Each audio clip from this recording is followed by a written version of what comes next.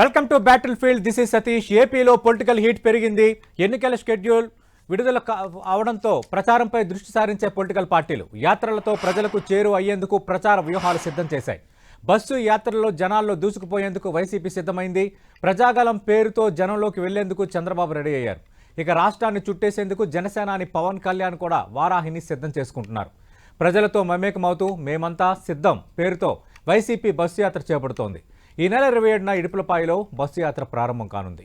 మొత్తం 21 పార్లమెంట్ నియోజకవర్గాలను కలుపుతూ ఈ బస్సు యాత్ర సాగనుంది. గతంలో నిర్వహించిన ప్రజా సంకల్ప పాదయాత్ర తరహాలోనే ఈ బస్సు యాత్ర జరగనుంది. ఎన్నికల నోటిఫికేషన్ వచ్చే వరకు ఎలాంటి విరామం లేకుండా సీఎం జగన్ ఈ యాత్రలో పాల్గొనున్నారు. గత 5 ఏళ్లలో ప్రజల కోసం ప్రవేశపెట్టిన పథకాలు వివరిస్తూ ఈ బస్సు యాత్ర సాగనుంది. బస్సు యాత్రలో ప్రతిరోజు ఉదయం వివిధ రంగాల్లోని నిపుణులతో సీఎం జగన్ సమావేశమై వారి నుంచి అవసరమైన సలహాలు సూచనలు తీసుకోబోతున్నారు. మధ్యాహ్నం తర్వాత పార్టీ కార్యకర్తలతో ప్రత్యేకంగా భేటీ అవుతారు. ప్రతి లోక్సభ నియోజకవర్గంలో 2 అసెంబ్లీ సెగ్మెంట్లలో సభలు పెట్టేందుకు వైసీపీ అన్ని ఏర్పాట్లు చేస్తోంది.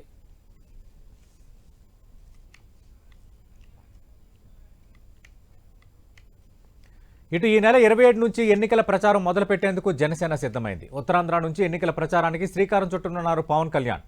తాను బరిలో దిగనున్న పిఠాపురం నియోజకవర్గం నుంచి ఎన్నికల ప్రచారాన్ని పవన్ కళ్యాణ్ ప్రారంభించబోతున్నారు. జనసేన బరిలోకి దిగుతున్న 21 నియోజకవర్గాల్లో పూర్తి స్థాయిలో రోజు మొత్తం ప్రచారం చేయనున్నారు పవన్. 20 రోజుల పాటు ఆయన 21 రోజుల్లో పర్యటించనున్నారు. దీనికి సంబంధించిన రూట్ మ్యాప్ కూడా సిద్ధమైంది. మిత్రపక్షాలు పోటీ చేస్తున్న నియోజకవర్గాల్లో సైతం పవన్ ప్రచారం నిర్వహించనున్నారు. అలాగే ఉమ్మడి సభలకు సంబంధించి టీడీపీ బీజేపీ నేతలతో ఆయన చర్చిస్తున్నారు.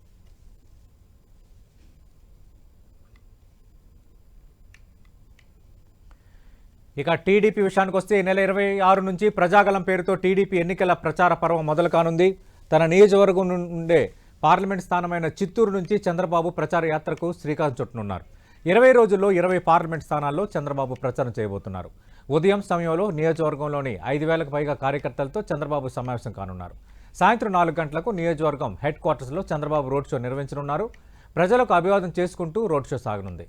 ఎన్నికల నోటిఫికేషన్ వచ్చేలోపు 20 పార్లమెంట్ స్థానాలను కవర్ చేయనున్నారు. ఉత్తరాంధ్ర రాయలసీమలో ఎమ్మెల్యే బాలకృష్ణ ప్రచారం నిర్వహించబోతున్నారు. దీనికి సంబంధించి పార్టీ గ్రౌండ్ రిపోర్ట్ను సిద్ధం చేయనుంది. అలాగే భారీ బహిరంగ సభలను నిర్వహించాలని టీడీపీ నిర్ణయించుకుంది.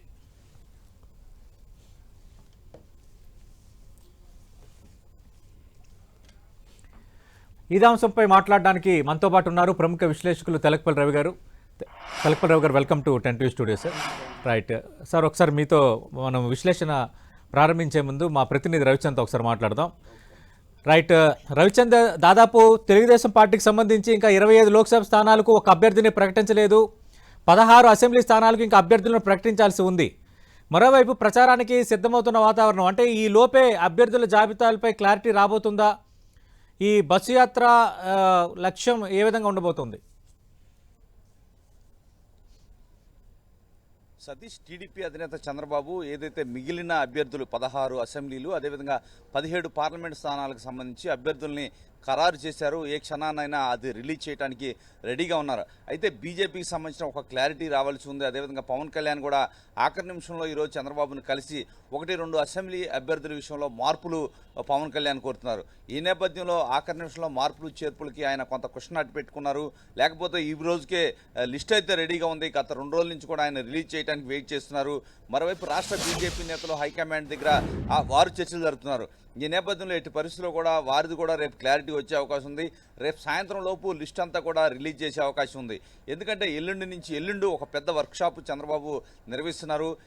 సార్వత్రిక ఎన్నికలకు సంబంధించి ఒక కీలక సమావేశంగా దాన్ని టీడీపీ అభివర్ణిస్తూ ఉంది.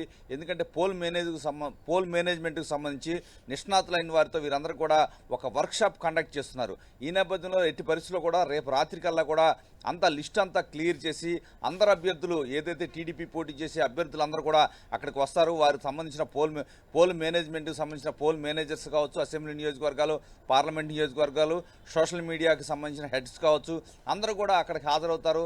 ఈ వర్క్షాప్ అయితే జరుగుతుంది.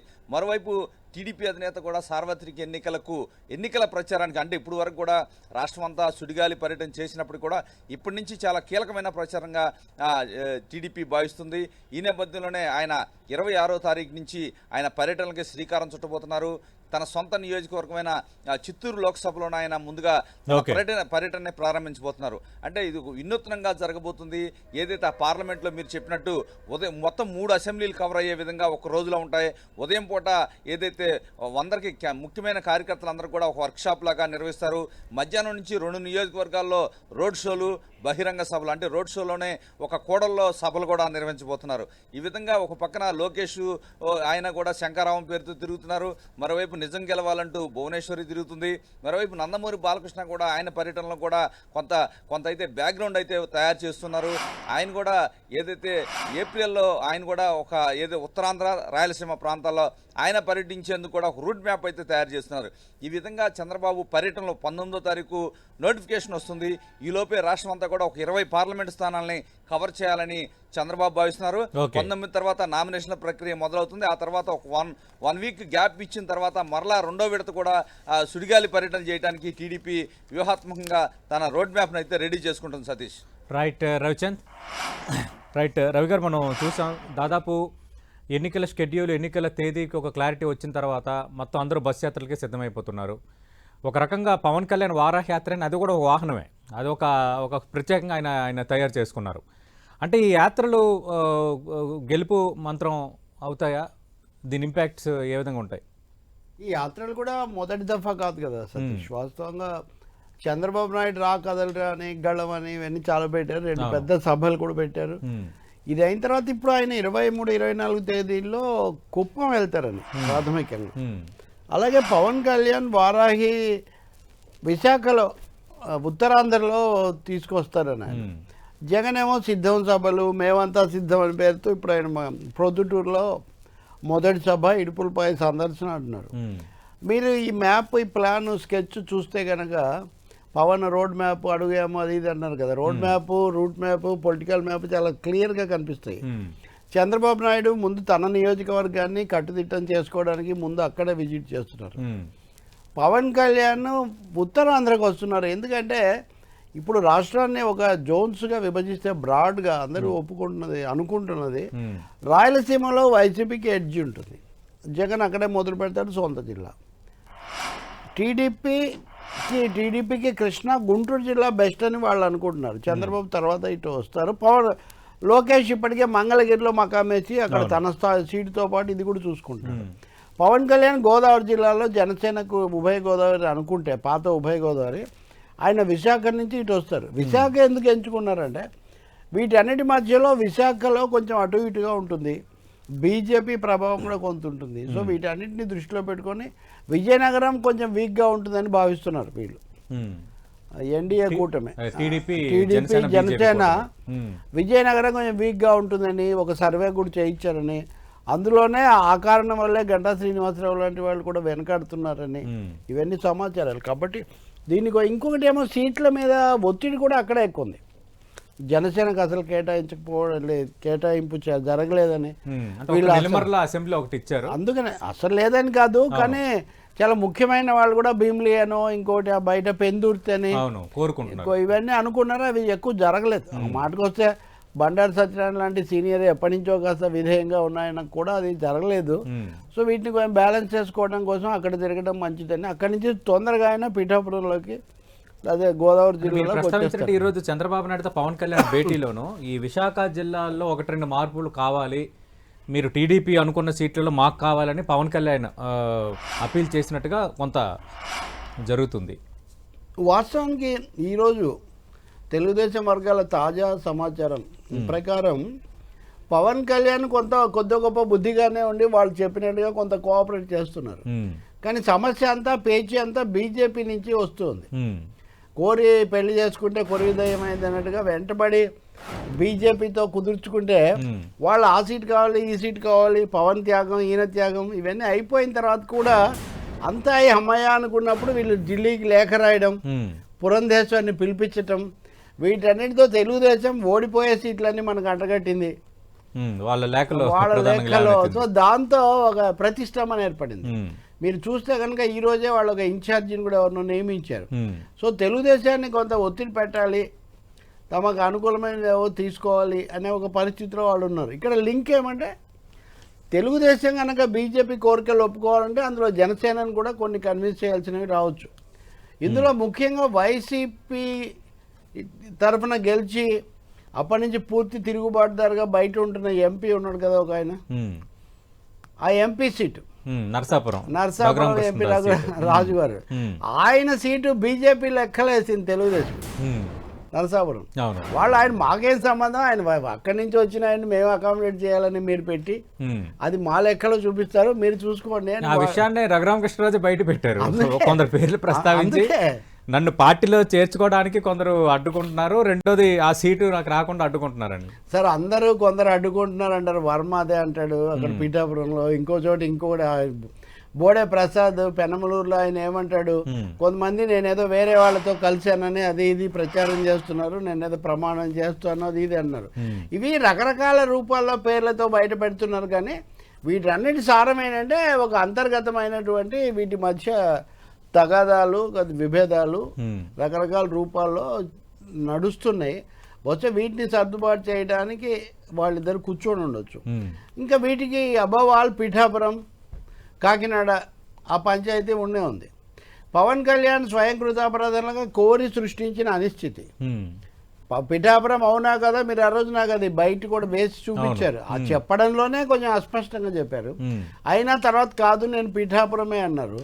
అన్నవాళ్ళు దానికి చప్పట్లు కొట్టే లోపలే నేను కాకినాడ నుంచి అమిత్ షా ఆదేశం కోసం చూస్తున్నాను, అమిత్ షా కనుక చెప్తే నేను కాకినాడ నుంచి లోక్సభకు పోటీ చేస్తానని ప్రకటించారు. నిజంగా అండి ఒక పార్టీ అధ్యక్షుడు 10 ఏళ్లుగా చాలా గ్లామరు కరిష్మా ఆయన, ఇంకొక ఆయన చెప్తే నేను అక్కడికి వెళ్తానని చెప్పడం అనేది నిజంగా నిజంగా ఎప్పుడు జరగదు. అదొక భాగం, చాలా మంది పాయింట్అవుట్ చేశారు. అదొక భాగం అయితే దానివల్ల ఏమైంది, ఇక్కడ వర్మని ఆయన చంద్రబాబు ఏదో బుజ్జగించి సీట్ పవన్కి ఇద్దామంటే, పవన్ అంటే నేను ఇస్తాను కానీ ఆయన ఎవరో ఉదయం తెచ్చి పెడితే నేనెందుకు ఇస్తాను, అప్పుడు నేనే పోటీ చేస్తానని ఆయన మళ్ళీ చెలరేగి కూర్చున్నాడు. సో ఇప్పుడు దీని మీద పవన్ కళ్యాణ్ కూడా ఇప్పటికిప్పుడేమి ముగింపు చేసే పరిస్థితి లేదు. వర్మ ఎందుకు అంత గొడవ చేస్తున్నాడు అంటే కనీసం భవిష్యత్తులోనే తనకు ప్రాధాన్యత కన్సిడరేషన్ ఉండాలని ఆయన చేస్తున్నాడని టీడీపీ వాళ్ళు అంటారు.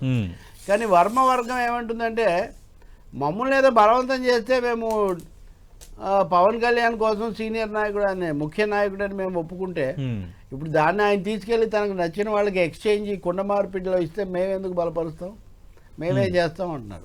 ఈ తికమకలన్నీ ఎక్కడో చోట ముగింపుకు రావాలి కదా. అదే ఆయన ఎంపీగా పోటీ చేస్తే పిఠాపురం సీట్ నాదే అని వర్మ చెప్పేశాడు కదా. ఇంకా పవన్ కళ్యాణ్ ఏమో ఉదయమోహన్ ఎవరైతే ఉన్నారో క్యాండిడేట్ ని అనౌన్స్ చేశారు. ఒకవేళ మోదీ అమిత్ షా నన్ను కోరితే ఎంపీగా పోటీ చేయమని అప్పుడు మేము స్వాప్ చేసుకుంటాం అంటున్నారు. అంటే మధ్యలో ఇక్కడ ఉదయ్ అనే వ్యక్తి ఇంకా సమిధి అవుతున్నట్టే. అంటే దీని మీద కూడా 2 వాదనలు ఉన్నాయి. ఏమంటే ఒకసారి జనసేనకి ఇచ్చాక అక్కడ ఎవరు పోటీ చేస్తే వాళ్ళు చేస్తారు, మీకేం సంబంధం అంటారు. నేను దానికి ఒప్పుకోలేదు కదా, పవన్ కళ్యాణ్ చేస్తారు అంటే నేను అతి బలవంతం మీద ఆయన మీద గౌరవంతో నేను ఒప్పుకున్నాను, ఆయన వేరే వాళ్ళకి ఇస్తున్నప్పుడు నేను ఎందుకు చేయకూడదు అని. ఇక్కడ ఒక చిన్న ట్విస్ట్ కూడా ఉంది స్టోరీలో. ఈయన ఇంతకుముందు కూడా ఇండిపెండెంట్గా గెలుచున్నాడు. ఇప్పుడు కనుక ఈయన ఇంకొంచెం అడ్డం తిరిగితే ఇండిపెండెంట్గా చేస్తాను, నాకేం కొత్త కాదు అనే ఒక అవకాశం కూడా ఇక్కడ ఉంది. సో ఈ విధంగా అనేక పీఠముళ్ళు చిక్కుముళ్ళు సృష్టించుకున్నవి కొన్ని అయితే కొని తెచ్చుకున్నవి బీజేపీ మాటలు వాటి ద్వారా అదే ఇక్కడ కనిపిస్తుంది. పైగా బీజేపీ ఏం డెడ్ లైన్ కూడా ఏం చెప్పట్లేదు. రైట్. ఈరోజు హిందువులో ఒక పెద్ద ఇది రాశారు వాళ్ళు ఆపైడ్ వ్యాసం. ఏమని అంటే వాళ్లకు 2014లో 4% ఓట్లు వచ్చాయి, 19లో 0.96 వచ్చాయి. ఇప్పుడు కొంచెం అన్నా పెరగాలంటే వాళ్ళు రాష్ట్రానికి ఏదో ఒకటి చేస్తే కదా ఉపయోగం. ఏం చేయకుండా వీళ్ళ సీట్లు కావాలి ఓట్లు లేకుండా సీట్లు తీసుకుపోతే ఏం లాభం, బీజేపీ పెరగదు ఏదో ఒకటి చేయకపోతే అని బయట వాళ్ళు రాస్తున్నారు. కాబట్టి ఇక్కడ అంటే మరో 2 సభలు ఉన్నాయి ప్రధాని మోదీవి. మొదటి సభతో అయిపోలేదు, చివరి సభలో ఖచ్చితంగా ఆంధ్రప్రదేశ్కి వరాలు ప్రకటిస్తారు. అవి ఎన్నికల తేదీకి కనీసం ఒక 10 రోజుల ముందు ఒక సభ ఉంటుందని కొందరు టీడీపీ నేతలు భారతీయ జనతా పార్టీ నేతలు అంటున్నారు. ఏదో సామె చెప్పినట్టుగా ఇక్కడ అయితే అయింది అక్కడ చూడు, అక్కడ అయితే అయింది అక్కడ చూడని ఇంత లోపల ఊరు వచ్చిందంట. సో అట్లాగే హిందూ లాంటి పత్రిక రాసినంత కూడా మన మీద ఇప్పుడు జయప్రకాష్ నారాయణ ఉన్నారు మొన్న, అభివృద్ధి అంటే మోదీ అభివృద్ధి అంటే చంద్రబాబు, అందుకోసం నేను బలపరుస్తున్నానని ఆయన చెప్తున్నారు. ప్రత్యేక హోదా ఇస్తే కానీ ఆంధ్రప్రదేశ్కు పెట్టుబడులు రావు, ఉద్యోగాలు రావు, అభివృద్ధి జరగదు అని ఒక పెద్ద ఉద్యమం రాజ్యాంగం ఇచ్చారు. అక్కడ హామీ వాళ్లే ఇచ్చారు, ఇచ్చింది వాళ్లే ఉల్లంఘించారు. కనీసం మన సభలో మోదీ చెప్పలేదు, వీళ్ళు కూడా అడగలేదు, ఆ ప్రస్తావనే లేదు, వాళ్ళ ప్రకటనలో కూడా లేదు. అటువంటిప్పుడు దాన్ని అడగొద్దండి.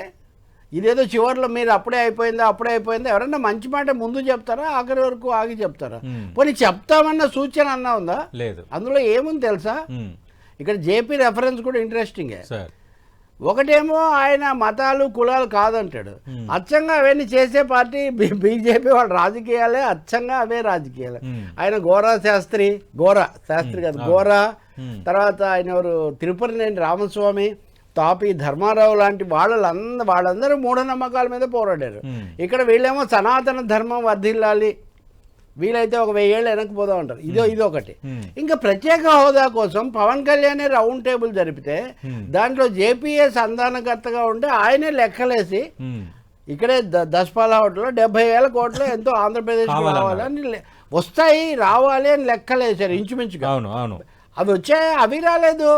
అంటే ఆయన ఇవ్వలేదు, ఈయన అడగలేదు, అవేమీ జరగకుండానే చంద్రబాబు నాయుడు ధర్మయుద్ధంలో కూడా ఇవన్నీ చెప్పారు. సో అవేమీ జరగకుండానే అభివృద్ధి వాళ్ళు చేసేసారు, అభివృద్ధి జరిగిపోతుంది అంటే ఆ లెక్కలు ఎందుకు వేసినట్టు, అందులో హామీలు ఎందుకు అడిగినట్టు వెంకయ్య నాయుడు? కాబట్టి అసంబద్ధంగా ఉన్న పరిస్థితి చాలా ఉంది. చివరి పాయింట్ ఇదే నేను చెప్తున్నాను, వీళ్ళిద్దరు కూర్చున్నప్పుడు ప్రజలకు ఏం ప్రజెంట్ చేయాలి, వాళ్ళ ముందు మన ఎజెండా ఏముంచాలి, ఇవి ఎందుకు పెట్టట్లేదని అడుగుతున్నారు కదా.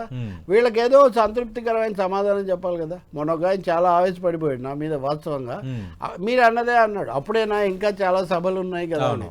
కానీ ఆమె ఆశాకిరణం కూడా లేదు. ఎందుకంటే గత 10 ఏళ్లలో ఏ విధంగా సేవ చేశామో రాబోయే కాలంలో కూడా అదే విధంగా సేవ చేస్తామని ఉంది వాళ్ళ ఉమ్మడి ప్రకటనలో. అంటే గత 10 ఏళ్లలో అది ఇవ్వలేదు, రాబోయే కాలంలో కూడా అలాగే చేయడం అంటే ఇదే కొనసాగిస్తామని కదా. కానీ చాలా సమస్య ఉంది. రైట్. ఇప్పుడు ఆల్రెడీ గడప గడపకు వైసీపీ అంటూ వైఎస్ఆర్ కాంగ్రెస్ పార్టీకి చెందిన శాసనసభ్యులు, నియోజకవర్గ ఇన్ఛార్జీలు ఈ నవంబర్ నుంచి దాదాపు ఒక నియోజకవర్గం చుట్టుముట్టేశారు. తర్వాత మళ్ళీ నియోజకవర్గాలకు వెళ్ళి ఎన్ని పథకాలు ఇచ్చాము, ఎంత లబ్ధి చేకూర్చామో ప్రత్యేకంగా ప్రతి ఇంటికి వెళ్ళి పేరు పెట్టి మాట్లాడాలని సీఎం జగన్మోహన్ రెడ్డి చెప్తే మళ్ళీ ఒక రౌండ్ కంప్లీట్ అయిపోయింది. ఇప్పుడు సిద్ధం సభలు అయిపోయాయి. అంటే ఎన్నికల షెడ్యూలు 4వ పేజీలో రావడం అనేది వైఎస్ఆర్ కాంగ్రెస్ పార్టీకి కొంత డిసడ్వాంటేజ్ అయ్యింది. ఇప్పటికే అక్కడ అభ్యర్థులకి తడిపి మోపిడి భారం అయిపోతుంది అనేది కొందరు లెక్క చెప్తున్నారు. తెలుగుదేశం పార్టీ, బీజేపీ, జనసేన ఇప్పుడిప్పుడే అభ్యర్థులు ఖరారయ్యారు కాబట్టి వాళ్ళకి కొంత బ్రీతింగ్ స్పేస్ దొరికిందని దీంతో ఏకీపిస్తారు. అంటే తప్పకుండా 2 నెలల వ్యవధి ఎందుకు ఇచ్చింది ఎన్నికల సంఘం? దేశవ్యాప్తంగా కూడా ఈ సమస్య ఉంది. చాలా రోజులుగా వాళ్ళు ఎక్కువగా 7 దశలు పెట్టడము, స్టాగర్డ్ పోల్ అంటారు, అలా సాగతీయడం జరుగుతూ వస్తుంది. ఇక్కడేమో మే 13 ఎన్నికలు, తర్వాత కౌంటింగ్ కూడా చాలా తేడా. అయితే మీరు అన్న దాంట్లో ఒకటి ఉంది, వనరులు అధికారం పుష్కలంగా ఉన్నాయి కాబట్టి, అభ్యర్థులందరినీ ప్రకటించేశారు కాబట్టి వీళ్ళకి ఇంకేం దాన్ని మెయింటైన్ చేసుకుంటే చాలు, మిగతా వాళ్ళకి యూనిటీ సమస్య ఒకటి, అంతర్గత సమస్యలు, ఆశాభోగులకు ఆశాభంగాలు, ఈ సమస్యలన్నీ ఉన్నాయి అనే అభిప్రాయం కూడా చాలా ఉంది. పైగా ఒత్తిళ్లు, బీజేపీ కేంద్రము వీటన్నిటిలో అక్కడ ఇక్కడ అవసరాలని. అందుకని ఎవరికి ఎక్కువ డిసడ్వాంటేజ్ అంటే సహజంగా అధికారంలో ఉన్న వాళ్ళకంటే లేని వాళ్లకు ఎప్పుడు ఒత్తిడి, అధికారులు, పోలీసులు, ఈ సమస్యలన్నీ కూడా కొంచెం ఎక్కువగా ఉంటాయి కదా. వైసీపీ అంటారా, వైసీపీ జగన్మోహన్ రెడ్డి దాదాపు ఒక 1 ఏడాది నుంచి వైఏపీ నీడ్స్ జగన్ అని, లేకపోతే ఇంకొక పథకం అని, ఇంకొకటి అని, గడప గడప ఇంకా సరే దాన్ని అసలు ప్రోగ్రెస్ రిపోర్ట్ లాగా పెట్టి మంత్రుల పేర్లు చెప్పి సో ఆ సమీక్షలు చేసి ఇవన్నీ చేస్తూ వచ్చారు. కాబట్టి అదొక అలవాటుగా మార్చేసినటువంటి పరిస్థితి ఏమో అక్కడ ఏర్పడింది. ఇప్పుడు ఆయన ఈ సభలకు కూడా తానే స్వయంగా వెళ్తారు కాబట్టి ఈ సభల ద్వారా కొంత టెంపో పెంచే ప్రయత్నం చేస్తారు. అయితే గతానికి ఇప్పటికి తేడా ఒకటి, ఇప్పుడు యంత్రాంగం వాళ్ళ చేతిలో ఉండదు. గతంలో అధికార యంత్రాంగం ఉంది, కానీ ఇప్పుడు ఈ వాలంటీర్లే ఒక విధంగా ఇటు మారిపోతారు, 10 స్థానాలు కోల్పోయి అనే ఒక అభిప్రాయం కూడా ఉంది. కాబట్టి దీన్ని ఎవరు ఎక్కువ ఉపయోగించుకోగలుగుతారు, ఇద్దరికీ డిసడ్వాంటేజే, కానీ ఎవరు ఉన్నంతలో కొంచెం మేలుగా ఉపయోగించుకుంటారనేది మనం ప్రాక్టికల్గా చూడాల్సి ఉంటుంది. ప్రతిపక్షానికి వనరుల సమస్య ఒకటి ఉంటుంది కాబట్టి వనరులు, దాడులు, ఈ సమస్యలు కూడా ఉండే అవకాశం ప్రతిపక్షానికి ఉంది. ఐక్యతా సమస్య కూడా ఉంది. ఇదిగో వర్మ లాంటి వాళ్ళు ఇప్పుడు ఆయన ఉన్నాడండి, పోతిన మహేష్ అందరికంటే గట్టిగా మాట్లాడేవాడు. ఆయన సమస్య, కందుల దుర్గేష్, లేకపోతే ఆయన ఎవరు మన బొలిశెట్టి సత్య, ఎవరెవరైతే వాయిస్లుగా ఉన్నారో, ఎవరెవరైతే కాస్త నాయిస్ చేశారో వాళ్ళకే ఇక్కడ నిరాకరించబడిన ఒక పరిస్థితి. సో వాళ్ళందరూ కూడా ఇప్పుడు ఇంతకాలం పాటు వాళ్ళని పట్టుకొని రావాలి. ఏ ముహూర్తాన్ని ఎవరు ఏం ప్రకటన చేస్తారో తెలియదు. కాబట్టి పరీక్ష ఎక్కువగా ప్రతిపక్షాలకు, ముఖ్యంగా ఈ పార్టీలకు ఉంటుందేమో అని నేను అనుకుంటున్నాను. ఇతర చోట్ల ఫలితాలు, పోటీల తీరు గురించి వచ్చే ఫీడ్బ్యాక్ ఇవన్నీ కూడా. ఇంకొకటేమో ఈ మధ్యలో ఏప్రిల్లో చంద్రబాబు బెయిల్ కేసు కూడా సుప్రీంకోర్టులో ఏప్రిల్ 9కి ఏదో వాయిదా వేశారు. అది కూడా ఎలాంటి తీర్పు వస్తుంది అన్నది కూడా కొంచెం వాళ్ళ మీద ప్రభావం చూపే అవకాశం ఉంది. రైట్. స్మాల్ బ్రేక్ తీసుకుందాం. మూడు పార్టీల అధినేతలు యాత్రలకు సిద్ధమవుతున్న వేళ ఇప్పటికీ అనుసరిస్తున్న వ్యూహాలు, అలాగే కూటమిలో ఇంకా పీఠముడి కొనసాగుతూనే ఉంది సీట్లకు సంబంధించి. ఇంకా భారతీయ జనతా పార్టీ ఒక స్పష్టత రాలేదని రవి గారు చెప్తున్న విశ్లేషణలు మనం విన్నాం. అలాగే ఇక పవన్ కళ్యాణ్ వ్యూహం కానీ చంద్రబాబు వ్యూహం కానీ ఎలా ఉండబోతోంది, గెలుపుకు సంబంధించి ప్రస్తుతం ఆంధ్రప్రదేశ్లో పరిస్థితి ఎలా ఉంది, దీనిపై ఏపీలో ప్రచార కోలాహలం మరింత జోరందుకుంది. అటు వైఎస్ఆర్ కాంగ్రెస్ పార్టీ అధినేత ముఖ్యమంత్రి జగన్మోహన్ రెడ్డి, టీడీపీ అధినేత చంద్రబాబు నాయుడు, జనసేన అధినేత పవన్ కళ్యాణ్ యాత్రలకు సిద్ధమవుతున్న వేళ ఇక నియోజకవర్గాల్లో హోరాహోరీ వాతావరణం ఏర్పడబోతోంది. వీటన్నిటికి సంబంధించి అలాగే ఆంధ్రప్రదేశ్లో ప్రస్తుత రాజకీయ పరిణామాలపై తెలకపల్లి రవి గారితో విశ్లేషణ కొనసాగుతుంది. తెలకపల్లి రవి గారి అంశాలు కూడా మాట్లాడదాం. అలాగే ఇప్పుడు ఏపీలో ఇండియా కూటమి కూడా ఏర్పడింది. ఆల్రెడీ వైఎస్ షర్మిల కడప నుంచి పోటీ చేయబోతున్నారని అన్న అంశం కూడా ఇప్పుడు తెర ముందుకు వస్తుంది.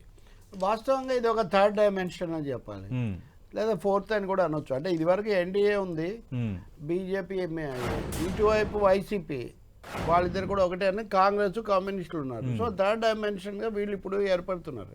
ఈరోజు సభ జరిగింది. షర్మిల వచ్చిన తర్వాత కొంత సెంటిమెంటల్ డ్రామా, అన్న చెల్లెళ్ళు, జగన్, షర్మిల, ఇలా కుటుంబము, వివేకానంద రెడ్డి హత్య, వాటి చుట్టూ ఎక్కువ జరిగిన జాతీయ స్థాయిలో చూస్తే బీజేపీకి, కాంగ్రెస్, కమ్యూనిస్టులు సమాంతరంగా ఇండియా అది నడుపుతున్న పరిస్థితి ఉంది. సో ఈరోజు ఒక సభ కూడా జరిగింది, దాంట్లో అన్ని పార్టీలు పాల్గొన్నాయి. ఆ విధంగా ఇండియా అనేది ఇక్కడ తీసుకురావాలి, బీజేపీకి వ్యతిరేకంగా మనమంతా పని చేయాలి, రాష్ట్రం ఈ మూడు పార్టీలు ఎదుర్కోవటం లేదు కాబట్టి అనే ఒక అభిప్రాయానికి వచ్చారు. సో ఈరోజు జరిగిన దాంతో ఏపీలో ఎన్డీఏ, ఇండియా, వైసీపీ, ఇందులో మళ్ళీ కమ్యూనిస్టులతో పాటు జేడీ లక్ష్మీనారాయణ పార్టీ ఇట్లాంటివి కూడా ఉంటున్నాయి, అక్కడ పాల్గొన్నారు. సీట్ల చర్చలు అవి జరపాలని చెప్పి నిర్ణయించారు. మీరు గుర్తు చేసుకుంటే ఈ పరిణామానికి రాజకీయాలతో పాటు సీట్ల ఓట్లకు సంబంధించిన ప్రాధాన్యత కూడా ఉంటుంది. ప్రధానమంత్రి జగన్ ప్రధానమంత్రి మోదీ చిలకలూరుపేటలో మాట్లాడుతూ ఏమన్నారు అంటే, షర్మిల, జగన్ నాటకం ఆడుతున్నారు, ఇద్దరు కలిసి ఒకటే కుటుంబం నుంచి వచ్చి, ఆ తర్వాత తెలుగుదేశం, బీజేపీ వాళ్ళు కూడా పిల్ల కాంగ్రెస్, తల్లి కాంగ్రెస్ అని పాత పాట మళ్ళీ పట్టుకున్నారు. ఆ రోజు నుంచి జనసేన గాని టీడీపీ గాని షర్మిల మళ్ళీ మొదలు పెట్టారు. ఆ వేదిక మీద చంద్రబాబు నాయుడు, పవన్ ఏమో షర్మిల తరఫున, జగన్ వాళ్ళ అది మాట్లాడితే, మోదీ వచ్చి వాళ్ళిద్దరు ఒకటే అని చెప్పడంతో ఒక అప్సెట్ చేశారు ఆయన దాన్ని. దాంతోపాటు మోదీ ఏమన్నారంటే, దీనివల్ల మనకు రావాల్సినటువంటి ఓట్లు కొన్ని అడ్డుపోతాయి, మన ఓట్లు చీల్చడానికి షర్మిలను తీసుకొచ్చారని చెప్పారు. అంటే 2%, 5% లేదా 6% ఎంతైనా సరే యాంటీ గవర్నమెంట్ ఓట్ అనేది వీళ్ళు తెచ్చుకోవటము, తర్వాత బీజేపీని వ్యతిరేకించడం అనే అజెండా కూడా వస్తుంది. ఈ రెండు ఈ ఇద్దరు ఎన్డీఏలో ఉన్న తెలుగుదేశం, జనసేన కానీ వైసీపీ కానీ బీజేపీని విమర్శించని పరిస్థితుల్లో ఇప్పుడు బీజేపీని కూడా విమర్శ చేసే ఒక ప్లాట్ఫామ్ కూడా రాబోతుంది. ఆ విధంగా రాష్ట్ర రాజకీయాల్లో ఇంకో థర్డ్ డైమెన్షన్ వస్తుంది. కడప మీరు మెన్షన్ చేసినట్టు, కడప ఎంపీ సీటుకు షర్మిల పోటీ చేస్తారని, ఆమె విశాఖపట్నంలో చేద్దామని అక్కడే రేవంత్ రెడ్డితో సభ కూడా పెడితే, రాహుల్ గాంధీ కాదు మీరు కడపలో చేస్తే బాగుంటుందని చెప్తే ఆమె కన్విన్స్ అయ్యారని చెప్తున్నారు. ప్లస్ వివేకానంద రెడ్డి కూతురు లేదా భార్య సౌభాగ్యమ్మ వాళ్ళు కూడా పోటీ చేస్తారు పులివెందుల్లో, కడపలోని. వాళ్ళు కాంగ్రెస్ తరఫున చేస్తారా, తెలుగుదేశం తరఫున చేస్తారా కూడా కొన్ని రకరకాల వార్తలు ఉన్నాయి. వాళ్ళు కూడా తెలుగుదేశం తరఫున, ఈమె కనుక కాంగ్రెస్ అధ్యక్షురాలుగా చేస్తే అక్కడ కూడా ఈ కుటుంబపరమైనటువంటి ఒక ఒకటి మళ్ళీ దొరికేటటువంటి పరిస్థితి కూడా ఏర్పడుతుంది. సో ఇది ఒక అనదర్ యాంగిల్ కూడా మొదలవుతుంది. రెండోది వీళ్ళు రావడం వల్ల ఇప్పుడు ఎవరు ప్రత్యేక హోదా అడగట్లేదు కదా. చిలకలూరిపేట సభలో ఆయన చెప్పలేదు, వీళ్ళు అడగలేదు. అది కూడా ఎజెండాలోకి వచ్చే అవకాశం ఏర్పడుతుంది. ఓకే, ఇక పవన్ కళ్యాణ్ కొద్ది రోజులు ఆయన వారాహయాత్ర చేశారు, తర్వాత ఆపేశారు. తర్వాత చంద్రబాబు నాయుడు అరెస్ట్ అవ్వటం, తర్వాత పొత్తు ప్రకటించడం, మళ్ళీ ఇప్పుడు అదే వారాహయాత్రను తిరిగి ప్రారంభించబోతున్నారు. ఇది ప్రచార యాత్ర అయినప్పటికీ కూడా అదే వారాహి వాహనం మీద వెళ్ళడం. అప్పుడు వారాహయాత్రకి వెళ్ళేటప్పుడు జరిగిన పరిణామాలు, ముద్రగడతో కాన్ఫ్లిక్ట్ కానీ ఇలాంటివన్నీ ఇప్పుడు అన్నీ అట్నుంచి ఇటు అయిన పరిస్థితి. వాస్తవంగా అప్పుడు ఆయన ముద్రగడ గురించి అంటే కొంతమంది కాపు నాయకులు లోబడిపోతుంటారు, ఇలాంటివి వ్యాఖ్యానించడం, దానికి ముద్రగడ బలంగా జవాబు రాయటం, రాసిన తర్వాత ఈయన మళ్ళీ వేరే సమాధానం రాసి ఏదో కొంచెం సర్దుబాటుకు ప్రయత్నించి దూతలను పంపించడం, ఇవన్నీ కూడా జరిగాయి.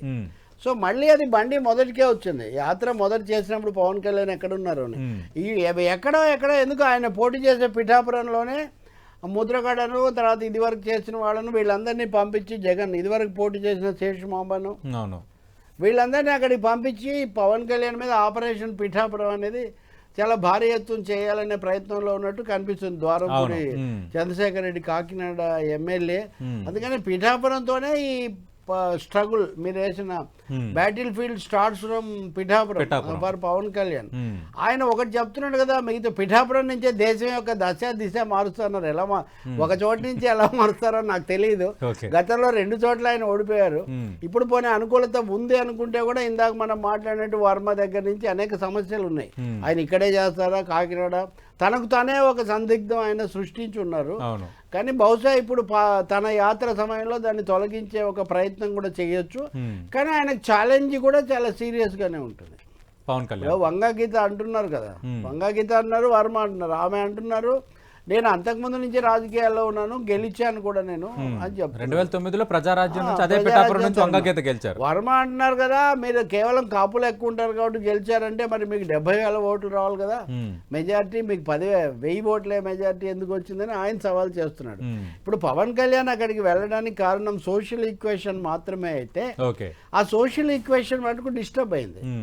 ఒక జనరల్ పొలిటికల్ అండ్ గ్లామర్ వీటి ద్వారా పవన్ కళ్యాణ్ గెలిస్తే అది వేరే విషయం. కానీ కేవలం ఒక వర్గం ఓట్లన్నీ వస్తాయి అని లెక్కేసుకుంటే మటుకు అవి అన్నీ ఆయనకు రావు, అవి డివైడ్ అవుతాయి.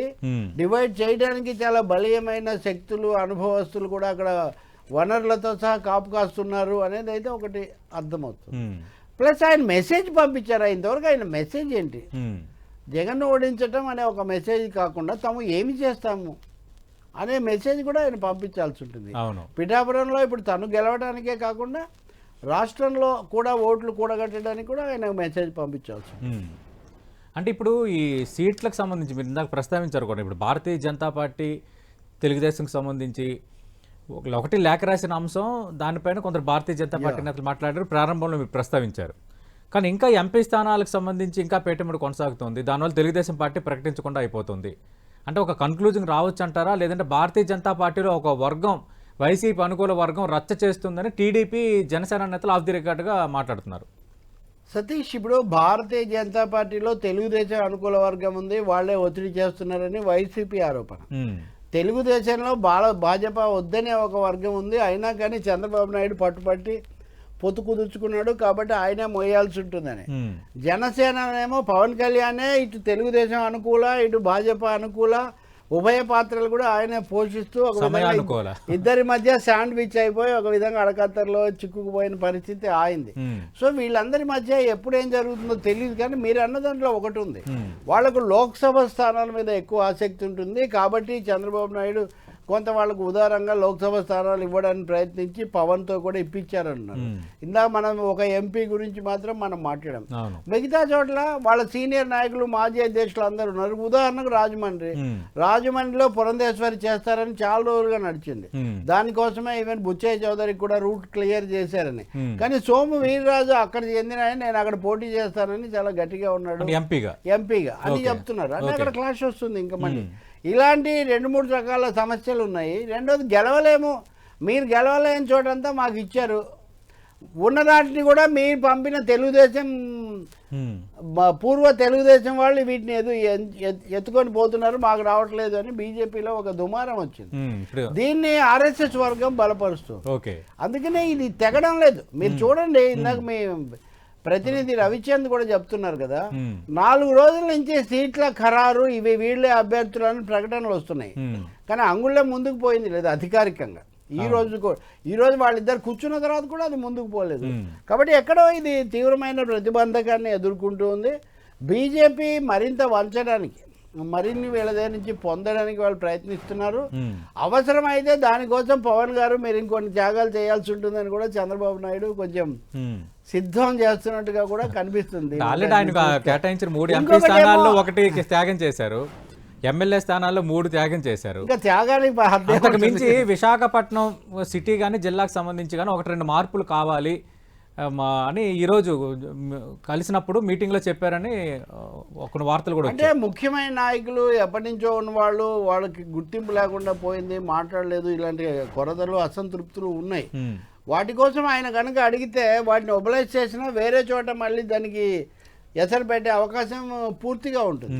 ఏదో 21కి మించి ఇచ్చే ఛాన్స్ అయితే లేదు. అది అవును, అది క్లియర్. ఆ స్వాప్ ఎక్స్చేంజ్ తప్ప అడిషన్ లేకపోతే హైక్ అయితే ఏమి ఉండదు, ఎన్హాన్స్మెంట్ అంతే, అంతవరకే. పైగా ఇందులో మళ్ళీ బీజేపీ ఒత్తిడి పెరిగితే బీజేపీ కోసం ఈయనకు లెస్ ఇంపార్టెన్స్ ఇచ్చి బీజేపీని సాటిస్ఫై చేయడానికి ఫస్ట్ ప్రయారిటీ ఇవ్వడం అనేది తప్పనిసరిగా జరుగుతుంది. అందుకనే మీరు చూస్తే ఈ 4-5 రోజుల్లో కూడా మోదీ అఫైర్ వీటి మీద ఎన్ని విమర్శలు వచ్చిన సభ దాని మీద అసలు మీరు టీడీపీ నుంచి ఎలాంటి సమాధానం చూడరు.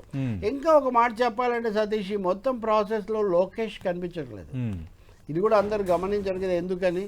దాని మీద మనము తెలుసుకుంటే వాళ్ళు ఏమంటున్నారు, లోకేష్ అయితే నేను ఈ సీట్ల సర్దుబాట్లు ఈ చర్చలో నేను పాల్గొన్నాను, ఈ ప్రక్రియకు నేను దూరంగా ఉంటాను, ఉన్న కొద్దీ కొన్నేమో నేను విమర్శలు మోయాల్సి వస్తుంది, రెండోదేమో అది ఏమాత్రం కొందరు విషయంలో లోకేష్ మాట నడుస్తుంది అని. పెద్దకూరపాడులో భాష్యం ప్రవీణ్ చివరికి లోకేష్ మాట నెగ్గించుకున్నారు. అదే మొదటి నుంచి పెనమలూరు కానీ మిగతా సీట్ల కొంచెం లోకేష్ ఇన్వాల్వ్ అవుతున్నారు చాలా చోట్ల. ఉన్న సీట్ల తణుకు జనసేన ఈయన వారాహయాత్రలో భాగంగా పవన్ కళ్యాణ్ ప్రకటించారు అభ్యర్థిని, కానీ తణుకు సంబంధించి టీడీపీ క్యాండిడేట్ మాజీ ఎమ్మెల్యే రాధాకృష్ణని నారా లోకేష్ పట్టుబట్టి అంటే అవన్నీ నాన్న ద్వారా జరగాలని. నాన్న ఏదైనా కానీ పార్టీ అధ్యక్షుడు చూసుకోవాలి, కానీ నేనేదో ఉండి చేశాను నా ఇంట్రెస్ట్ అనేది ఉండకూడదు. రెండోది వేదికల మీద వీటి మీద 1, 2, 3 అని ఉన్నప్పుడు మళ్ళీ నేను అక్కడికి రాకూడదు అని. మూడోది ఒకటి ఉంది, మీరు చర్చిస్తున్న యాత్రలు అఫీషియల్ గా ఈ ముగ్గురువి, కానీ లోకేష్ ఒక 55 సీట్లకు యాత్ర చేస్తున్నాడు. ఆయన గతంలో చెయ్యనివి మిగిలిపోయినవి. సో నా ప్రయారిటీ అది, మీతో పాటు వేదికల మీద చేస్తున్నాడు ఆల్రెడీ. తన మంగళగిరిలోనేమో పూర్తి ఫోకస్ పెట్టి దాన్ని ఒక పైలట్ దీనిలాగా చేసుకుని అక్కడ చేసుకుంటాడు. సో ఈ కారణాల వల్ల నేను అంటుంది ఏంటంటే, ఇందులో వచ్చినటువంటి సర్దుబాట్ల సమస్యలో లోకేష్ కూడా ఒకంత దూరం కూడా పాటిస్తూ పరోక్ష పాత్ర డెఫినెట్ గా ఉంటుంది. మీరు అన్న వాళ్ళందరూ అలా వచ్చిన వాళ్ళే. ఉదాహరణకు పత్తిపాటి పుల్లారావు, ఎన్ఆర్ఐలు ఏంటి వీళ్ళెవరు వాళ్ళే చాలా తీవ్రంగా స్పందించారు, చేశారు కదా. ఇప్పుడు ఆ భాష్యానికే ఇచ్చారు కదా, ఆయనకే ఇచ్చారు కదా సీటు. కాబట్టి ఇవన్నీ భిన్నమైన ఒత్తిళ్లు ఇక్కడ పనిచేస్తున్నాయండి. ఇందులో బీజేపీ యొక్క అల్టిమేట్ ఒత్తిడి ఏంటి, బీజేపీని వీళ్ళు ఏమి అభ్యర్థించగలరు, వీళ్ళు ఒత్తిడి పెట్టలేరు, ఏ మాత్రం ఒక హామీ అయినా రాష్ట్రానికి తెప్పించగలరా అనేది ఇప్పుడు వాళ్ళ ముందున్న ఒక పెద్ద ప్రశ్న. దానికోసం వాళ్ళు ఇవ్వాల్సిన సీట్లు ఈ సమస్యలు ఎక్కువే ఉంటాయి. రైట్. అంటే ముఖ్యమంత్రి వైఎస్ జగన్మోహన్ రెడ్డి ప్రారంభించబోతున్న బస్సు యాత్రలో ఒక కొత్త అంశాన్ని వైఎస్ఆర్ కాంగ్రెస్ పార్టీ యాడ్ చేసింది. ఒక లోక్సభ నియోజకవర్గంలో బస్సు యాత్రతో పాటు 2 శాసనసభ నియోజకవర్గాల్లో బహిరంగ సభలు, వాటితో పాటు ఉదయం సాయంత్రం అవకాశం ఉన్నప్పుడు ఆ నియోజకవర్గాలకు సంబంధించి కానీ కొందరు నిపుణులతో ఆయన భేటీ అవుతారు, కొన్ని సమస్యలు తెలుసుకుంటారని. అంతకుముందే పాదయాత్ర చేసినప్పుడే ఒక 760 హామీలు ఇచ్చారు, వాటిని నెరవేర్చలేదని తెలుగుదేశం పార్టీ ఒక బుక్ కూడా ఇప్పుడు రిలీజ్ చేసి దాన్ని ఒక ప్రచారంలో ఉంచింది. ఈ నేపథ్యంలో కొత్తగా జగన్మోహన్ రెడ్డి ఏం తెలుసుకుంటారు, ఎలాంటి అవుట్కమ్ తీసుకుంటారు, నిజంగా అది ఇప్పుడు ఉపయోగపడేదేనా? రైట్. రవి గారు, already CM Jaganmohan Reddy bus యాత్రలో భాగంగా కేవలం ప్రచారమే కాకుండా మళ్ళీ కొందరితో భేటీ అవుతాము, సమస్యలు తెలుసుకుంటామని అంటే ఇప్పుడు ఆల్రెడీ మేము మేనిఫెస్టోలో 99% హామీలు అమలుపరిచామని వైఎస్ఆర్ కాంగ్రెస్ పార్టీ చెప్తోంది, కానీ కొన్ని కీలక హామీలు అమలుపరచలేదని ప్రతిపక్షం పాయింట్అవుట్ చేస్తున్నారు. సిపిఎస్ కానీ మద్య నిషేధం ఇలాంటివి. అలాగే గత పాదయాత్రలు ఇచ్చిన హామీలు కొన్ని నెరవేర్చలేదని ఒక బుక్లెట్ రిలీజ్ చేసింది తెలుగుదేశం పార్టీ. ఇప్పుడు కొత్తగా ఏం మాట్లాడొచ్చు, నిజంగా అది ఉపయోగపడేదేనా? జగన్కు ఉన్న ఒక అడ్వాంటేజ్ ప్రతిపక్షాలతో పోలిస్తే ఏంటంటే ఇక్కడ కర్త కర్మ క్రియ అన్నీ ఆయన. సో నా బటన్ నొక్కడము, డబ్బులు చేరడం, ఇట్లాంటి కొన్ని సింపుల్ ఫార్ములాస్తో ఆయన ఇప్పటివరకు కూడా నెట్టుకొచ్చారు. ఇప్పుడు మళ్ళీ ప్రచారానికి వెళ్ళి చేయాలన్నప్పుడు ప్రణాళికలో బలమైన అంశాలు డ్వాక్రా రుణమాఫీ ఇట్లాంటి ఒకటి ఎలా చేర్చాలి అనే ఒక ఆలోచన వాళ్ళు చేస్తున్నారు. రెండో వైపున ఒక సాఫ్ట్ ఇమేజ్ తెచ్చుకోవాల్సిన అవసరం ఉంది. ఇప్పటివరకు ప్రతిపక్షాలు తెలుగుదేశం వాళ్ళు మీడియా చేసిన దాంట్లో దాన్ని ఎదుర్కోవడంలో మనం ఎక్కువగా చిక్కుకుపోయాము. ఆ కేసులు, వివాదాలు, అరెస్టులు ఇదే సరిపోయింది. అసలు చాలా చేసాము కానీ మేము చెప్పుకోలేకపోయాము అనే ఒక ఫీలింగ్. సో బహుశా ఈ కొంతమందిని అక్కడ స్థానికంగా ఉండి కొంత అనుకూలంగా లేకపోతే తటస్థంగా ఉన్న వాళ్ళని తీసుకొని వచ్చి వాళ్ళతో మాట్లాడడము, తద్వారా చేశారు అని వాళ్ళతో అనిపించే ఒక ప్రయత్నము, అక్కడ సానుకూల ముద్ర, ఒక సదాభిప్రాయం కలిగించడానికి ప్రచారానికి దీన్ని వాడుకునే అవకాశం ఒకటి ఉంది. ఒకటి అలా ప్రశ్నలు ఏదైనా ఉంటే చేద్దామని కొత్తగా, అంటే మళ్ళీ వస్తే చేద్దాము. ఇప్పుడు ఎందుకంటే నరేంద్ర మోదీ మంత్రివర్గ సమావేశం జరిపి మేమే మళ్ళీ అధికారంలోకి వస్తాం, 100 రోజుల తర్వాత ఏం చేస్తామో చెయ్యాలో మీరు ప్రణాళిక తయారు చేయండి అని మంత్రులకే చెప్పాడు. అటువంటిప్పుడు అదే పద్ధతిలో ఈ ముఖ్యమంత్రి కూడా మనమే వస్తాం కాబట్టి అప్పుడు చేద్దాము, మీరు తయారు చేయండి మీరు అని ఇట్లాంటివి కూడా చేయొచ్చు. సో ఇప్పుడు చేసిన వాటిని కాస్త కితాబులు తీసుకోవడంతో పాటు చెయ్యబోయేవి కూడా ఇది చేస్తాం అది చేస్తామని. ఇక్కడ వాళ్ళది ఒక ప్రధాన నినాదం ఏంటి, చంద్రబాబు కంటే మాకు ఎక్కువ విశ్వసనీయత ఉంది, చెప్పిందంటే చేస్తాడని అనుకుంటారు కాబట్టి మేము చెప్పడం అంటే చెయ్యడమే. సో ఈ పద్ధతిలో స్థానిక సమస్యలు వీటిని జిల్లాలో కీలకమైనవి మీరు అన్నట్టుగా మిగిలిపోయినవి, ఎప్పుడు కొన్ని మిగిలిపోయినవి కూడా చాలా ఉంటాయి ఈ సమస్యలు. ఇప్పుడు ఉదాహరణకి ఇప్పుడు ఇంత చర్చ జరుగుతుంటే డిఎస్సి పరీక్ష గురించి చర్చ ఉంది, జరపాలా జరపొద్దా ఇట్లాంటివి అన్ని అయిపోయాయన్నా వాలంటీర్ల వ్యవస్థలో వచ్చే మార్పులు ఎలా ఉంటాయి. ఉదాహరణకు అన్ని చోట్ల మా వాలంటీర్లను ఉద్యోగాల నుంచి పక్కన పెడతారు, సర్వీస్ నుంచి అనుకో, వాళ్ళకి మళ్ళీ తదుపరి భవిష్యత్తు ఏముంటుంది, ఇట్లా అనేక విషయాలు చెప్పాల్సినవి వస్తాయి. అవి బహుశా చెప్పడానికి కూడా ఇక్కడ ప్రయత్నం చేయొచ్చు. మూడోది, ఆయన ఎప్పుడు మీడియాతో ఇంటరాక్షన్ తక్కువ కదా, పరదాలు ఇదంతా అంటున్నారు. సో ఇంటరాక్షన్ పెంచుకోవడానికి కూడా ప్రయత్నించవచ్చు. నేను చూస్తున్నంతలో వాళ్ళు మీడియాలో కూడా తాము చేసిన పథకాలు, నిర్మాణాలు ఇట్లాంటి గురించి ప్రోయాక్టివ్ అండ్ పాజిటివ్ ఇమేజ్ కోసం మరింత ప్రచారం చేస్తున్నారు. సంక్షేమమే కాదు, అంటే సంక్షేమమే చేశారు, అభివృద్ధి నిర్మాణాలు చేయలేదనేది విమర్శ. మేము సంక్షేమమే కాదు నిర్మాణాలు కూడా చాలా చేశాము అనేది అది కూడా కవర్ చేసుకోవాలి, లేకపోతే అది కూడా తమ ఖాతాలో వేసుకోవాలని ఒక ప్రయత్నం కావచ్చు ఇక్కడ. ఓకే, ఇక టీడీపీ విషయానికి వస్తే ఇప్పుడు వైఎస్ఆర్ కాంగ్రెస్ పార్టీకి సంబంధించి 1-1 జగన్మోహన్ రెడ్డి అన్నిటికీ కనిపిస్తున్నారు. ఆయన యాత్రలు, దాని చుట్టూ సభలు, కార్యక్రమాలు, బస్సు యాత్రలు. తెలుగుదేశం పార్టీలో చంద్రబాబు నాయుడు ఆల్రెడీ యాత్రకు షెడ్యూల్ వచ్చింది. నారా భువనేశ్వరి ఆల్రెడీ నిజం గెలవాలనే పేరుతో జిల్లాల్లో ఆమె తిరుగుతున్నారు. నారా లోకేష్ శంకారావం పేరుతో ప్లాన్. అలాగే బాలకృష్ణ సినీ నటుడు, ఆయన కొంత ఉత్తరాంధ్రలో రాయలసీమలో క్రేజ్ కూడా ఉంది. ఒకనొక సందర్భంలో జగన్మోహన్ రెడ్డి కూడా బాలకృష్ణ అభిమాని అని చెప్పారని గతంలో కొన్ని వార్తలు వచ్చాయి. అంటే క్రేజ్ యాంగిల్ వరకు నేను పరిమితం అవుతున్నాను. అంటే ఇప్పుడు ఇటువైపు నుంచి నలుగురు ప్రచారంలో రంగంలో ఎదుగుతున్న పరిస్థితి, అదనంగా ఇంకో సినిమా ఆకర్షణ పవన్ కళ్యాణ్ నటుడు కావటం. సతీష్, ఇక్కడ చంద్రబాబు నాయుడే మళ్ళీ ఇక్కడ స్టార్ అవుతారు. బాలకృష్ణ క్రౌడ్ పుల్లరు, ఆయనకు కొంత అభిమానులు అది ఇది ఉండొచ్చు. ఆయన ఒక్కనే పంపిస్తే మళ్ళీ కొన్ని సమస్యలు కూడా రావచ్చు. చంద్రబాబు ఆ జాగ్రత్తలను తీసుకోవాలి. లోకేష్ వరకు ఆర్గనైజేషనల్ కనెక్టివిటీకి ఆయన ఎక్కువగా ఉపయోగపడతారు తప్ప నిజానికి ఆయన అంతకుముందు చేసిన పాదయాత్ర కోసమే తెలుగుదేశం పార్టీ చాలా వ్యయ ప్రయాసాలు భరించింది. యువగళం పాదయాత్ర. కాబట్టి లోకేష్ ఏమి ఎక్కువ చేయడం కాదు, కానీ ఆయన కోసం భారీగా ఏదో చేసి ఆ పని అయితే తెలుగుదేశం చెయ్యదు. ఆర్గనైజేషనల్ కనెక్టివిటీ అయితే కావాలి. చంద్రబాబు అన్ని చోట్లకు వెళ్ళగలిగింది లేదు కాబట్టి. నారా భువనేశ్వరి ఆమె ఆ సందర్భం వేరు, అప్పుడు వచ్చిన ఒక ఘటన, దాని మీద ఆయన మాట్లాడటము, ఆయన జైల్లో ఉన్నప్పుడు ఆమె దాన్ని మొదలు పెట్టడము, తిరుగుతున్నారు. అందుకని ఆమె అప్పుడప్పుడు ఎమోషనల్ గా మాట్లాడుతున్నారు, లేకపోతే కొన్ని సందర్భాల్లో సెంటిమెంట్లు అవుతున్నారు. మహిళలు ఆకట్టుకునే ఒక ప్రయత్నం కావచ్చు. కానీ దీని అంతట్లో పూసల్లో దారుణంగా కనబడే అంశం ఏమంటే వాళ్ళు చాలా సీరియస్ గా తీసుకుంటున్నారు. పైకి అంతా బాగానే ఉంది, అనుకూలం అది ఇదని ఎన్ని చెప్తున్నప్పటికీ కూడా సవాల్ కాఫీ గంభీర అంటారే, సవాల్ చాలా తీవ్రంగా ఉంది అన్న ఒక వాస్తవాన్ని అయితే గుర్తించారు. అందుకనే దేన్ని వదిలిపెట్టకూడదు, దేన్ని స్పేర్ చేయకూడదు అని ఉంది. పైగా వాళ్ళు ఇప్పటికీ 2 సర్వేలు చేయించారు సతీష్ మొత్తం రాష్ట్రం మీద. బీజేపీ కలిసి వచ్చాక, కలిసి రాక ముందు ఇంకా 2 నెలలు ఎక్స్టెండ్ అయింది కాబట్టి చివరి సర్వే ఈ నెల చివరిలోకి చేయించబోతున్నారు. ఈ సర్వేలన్నింటిలో కూడా వాళ్లకు 100 నుంచి 110 అనే ఇట్లా వస్తుంది ఫిగర్. ఓకే, టీడీపీ కూటమికి. ఆ కూటమిలో మళ్ళీ ఎవరికి ఎన్ని ఎట్లా ఈ సమస్యలు కూడా ఉంటాయి.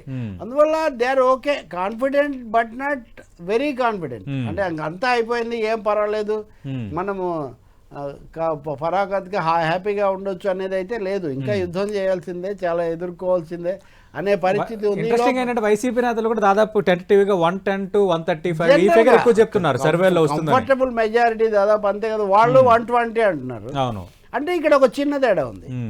తెలుగుదేశం పార్టీ 120కి రావాలంటే 100 కలవాలి. వైసీపీ 120కి రావాలంటే ఒక 30 మంది ఓడిపోయినా కానీ వాళ్ళకి 120 వస్తుంది. 50 మంది ఓడిపోయినా కానీ వాళ్ళకి మెజారిటీ ఉంటుంది. అవును, 150 మంది కట్టకట్టుకొని అంటే ఓడిపోవాలంటే చాలా వెల్లువ కావాలి, వేవ్ కావాలి. మరి అంత వేవ్ రాష్ట్రంలో వ్యతిరేకంగా ఉందా అంటే ఇప్పటివరకు సర్వేలు అయితే అలా చెప్పడం లేదు. బ్యాలెన్స్ ఏదో. మీకేమనిపిస్తుంది వేవ్ ఎలా ఉంది అనిపిస్తుంది? వేవ్ ఇంకా అంత వేవ్ నెక్ టు నెక్ ఉందా ఇప్పుడు? ఎందుకంటే రకరకాలుగా మాట్లాడుకుంటున్నారు.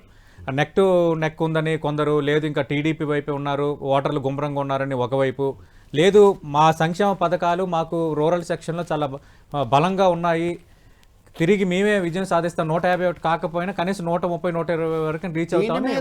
గతసారి చర్చలో కూడా నేను మీకు చెప్పాను, ఇప్పటికీ ఆ రోజు ఒక పత్రికలో వచ్చింది కూడా రాసి వినిపించాను. వేవ్ అనేది ఏదన్నా ఉంటే వైసీపీ నాయకుల ఆలోచనల్లో, వాళ్ళ ప్రకటనల్లో మటుకు అది ఉంది. గ్రామాల్లో మాకు బ్రహ్మాండమైన మద్దతు ఉంది, ఇంకెవరు మా దరిదాపుల్లో కూడా రాలేరు, మేమే అత్యాత పడుతున్నామని వాళ్ళు చెప్తున్నారు. కానీ ఆ పార్టీలో కాస్త ఒక మోస్తరు నాయకులు, అధికార వర్గము, లేకపోతే సీఎంఓ సన్నిహితులు ఇట్లాంటి వాళ్ళని చూసినప్పుడు మటుకు మేము ఒక 120 సీట్లతో బయటపడతాము అనే కాన్ఫిడెన్స్ వాళ్ళు వ్యక్తం చేస్తారు. తెలుగుదేశం పార్టీ ఏమో 110, పోయినసారి కూడా వాళ్ళకు 104 వచ్చాయి. అప్పుడు కూడా ఈ 3 పార్టీలు ఉన్నాయి అంతే కదా. సో దాదాపు దాన్ని కాపాడుకోగలిగితే చాలు అని. ఈ లోపల కొన్ని రకరకాల సమస్యలు వచ్చాయి కదా మోదీకి. ఈ లోపల అప్పుడు మోదీకి ఇమేజ్ తప్ప మోదీ ప్రభావం ఎలా ఉంటుందో ఎవరికి తెలియదు. ఇప్పుడు మైనార్టీల ఓట్లు పోతాయని ఇప్పుడు అనుకుంటున్నారు బలంగా దాదాపు. ఇటువంటి భావం అప్పుడు లేదు. ఇప్పుడు రాయలసీమలో ఎక్కడైతే వైసీపీకి బలం ఉంటుంది అని అనుకుంటున్నారో, ఈ బీజేపీ నెగిటివ్ ప్రభావం కూడా రాయలసీమలోనే ఎక్కువగా ఉంటుందని తెలుగుదేశం పార్టీ అంచనా వేస్తుంది. ముస్లింలు బలంగా ఉండే కడప, కర్నూలు, అనంతపురం, చిత్తూరులో కొన్ని పాకెట్స్ మైనార్టీ ఓట్లు కొంచెం కీలకంగా ఉన్నాయి. కాబట్టి అక్కడ ఆ ప్రభావం కొంత పడుతుందనే అభిప్రాయం కూడా కొంత ఉంది. మీకు బ్రాడ్ గా చెప్పాను కదా, గోదావరి జిల్లాలో జనసేన ప్రధానం, కృష్ణా గుంటూరు తెలుగుదేశం ప్రధానం, రాయలసీమ వైసీపీ ప్రధానం, ఉత్తరాంధ్రలో నిజమైన యుద్ధం జరుగుతుందని. అందుకనే పవన్ కళ్యాణ్ కానీ ఇంకోరు పిఠాపురం నుంచి అటు పోతారనేది కూడా ఒక అభిప్రాయం. అందులో ప్రత్యేకించి విజయనగరం కొంచెం టఫ్ గా ఉంటుందనే అభిప్రాయం కూడా వాళ్ళకు ఉంది. కాబట్టి మీరు అన్నట్టు నలుగురు వీళ్ళు 4 దిక్కులకు, అదే కదా మన కథలో 4 దిక్కులకు వెళ్ళినట్టుగా ఇది సాగుతూనే ఉంటుంది ప్రచారం. రైట్, థ్యాంక్ యూ రవి గారు. ఇది నేతల యాత్రలు, అలాగే ప్రస్తుతం ఆంధ్రప్రదేశ్లో రాజకీయ పరిణామాలపై తెలకపల్లి రవి గారి విశ్లేషణ. మరి